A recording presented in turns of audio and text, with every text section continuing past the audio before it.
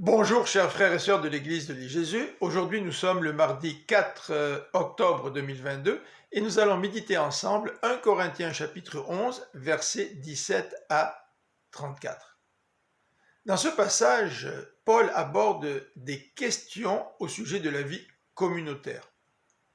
Hier nous avons traité des relations dans l'Église entre les hommes et les femmes. Aujourd'hui, le texte aborde la façon dont les Corinthiens prenaient le repas du Seigneur.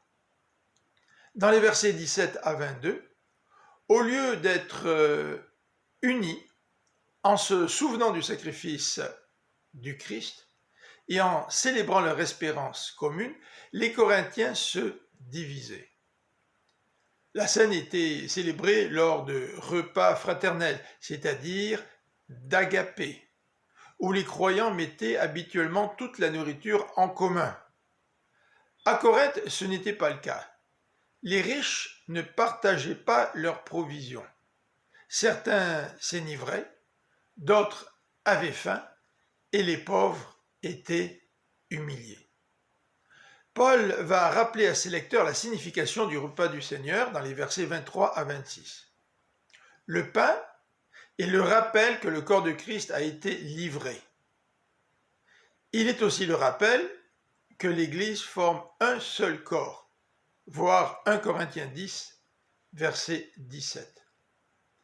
La coupe est le rappel que le sang de Christ a coulé pour sceller une nouvelle alliance. Mais la coupe est aussi le rappel que le Seigneur reviendra puisque les chrétiens la boivent jusqu'à son retour. Dans les versets 27 à 34, Paul va laisser une exhortation afin que chaque chrétien puisse s'examiner avant de participer au repas du Seigneur pour éviter d'être jugé par Dieu. La question que nous pourrions nous poser à la lecture de ce passage, c'est celle-ci. Comment pourrions-nous aujourd'hui prendre ce repas de façon indigne? Mais j'aimerais vous suggérer que ce serait de ne pas vivre l'unité du corps comme nous le devrions. Ce serait d'être divisé et de commettre tous les péchés qui accompagnent une telle attitude, c'est-à-dire la médisance, les critiques, etc.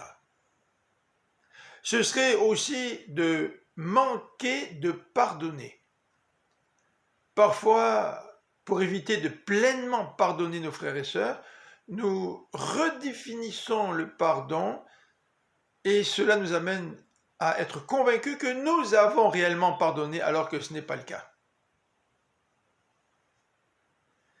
Ne pas vivre l'unité du corps, c'est de ne pas prendre en compte les besoins des individus qui forment l'Église, qui forment le corps du Christ. Cela consiste à ne pas visiter les malades, à ne pas aider ceux qui sont dans le besoin. Oh, bien sûr, nous pouvons aussi avoir des péchés cachés qui nous nuisent à notre communion avec le Christ. Et chaque fois que nous célébrons le repas du Seigneur, c'est donc pour nous l'occasion de nous examiner. Que Dieu nous garde de célébrer ce repas de façon indigne. Je vous souhaite une bonne fin de journée, que le Seigneur vous bénisse. À demain.